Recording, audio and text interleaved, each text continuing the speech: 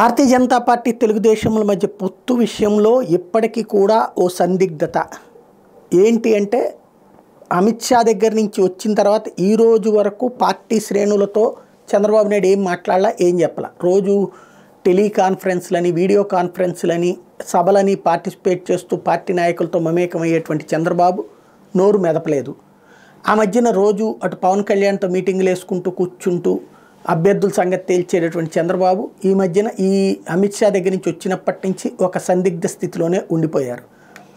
సరే పవన్ కళ్యాణ్ని పిలుస్తారంటే ఆ రోజు నుండి జరిగిన ప్రచారం ఏంటంటే పవన్ కళ్యాణ్ని పిలిచారు రేపు వెళ్ళిపోతున్నారంటే చంద్రబాబు రాగానే పవన్ కళ్యాణ్ వెళ్తున్నాడు అని చెప్పారు. ఆ రోజున చంద్రబాబు హైదరాబాద్కి చేరాక పవన్ కళ్యాణ్ హైదరాబాద్ వెళ్ళారు వచ్చేశారు.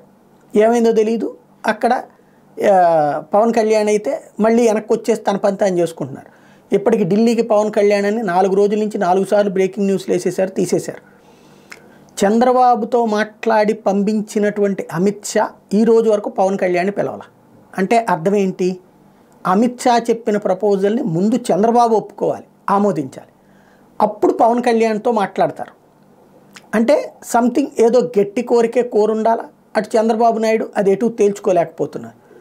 అయితే చంద్రబాబుకు ఒక ధైర్యం పవన్ కళ్యాణ్, భారతీయ జనతా పార్టీ లేకపోయినా పవన్ కళ్యాణ్ తమతోనే ఉంటాడు అన్నటువంటి ధైర్యం ఉంది. అందుకనినే గ్రౌండ్ లెవెల్లో పవన్ కళ్యాణ్ సీట్ల ఏర్పాట్ల వ్యవహారంలో ఉండిపోయాడు. కానీ క్యాడర్ కన్ఫ్యూజన్ అలాగే ఉండిపోయింది. ప్రస్తుతం తెలుగుదేశం జనసేన ఖాయం, కానీ భారతీయ జనతా పార్టీ ఉంటుందా లేదా అన్నటువంటి మీమాంస అలాగే సాగుతోంది.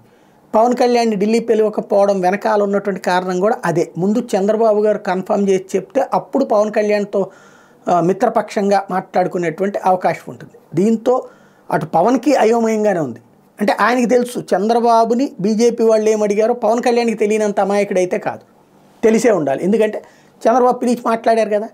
కాబట్టి ఇక్కడ పవన్ కళ్యాణ్ అది బయట పెట్టట్లేదు. దాంతో అయోమయం అలాగే సాగుతోంది.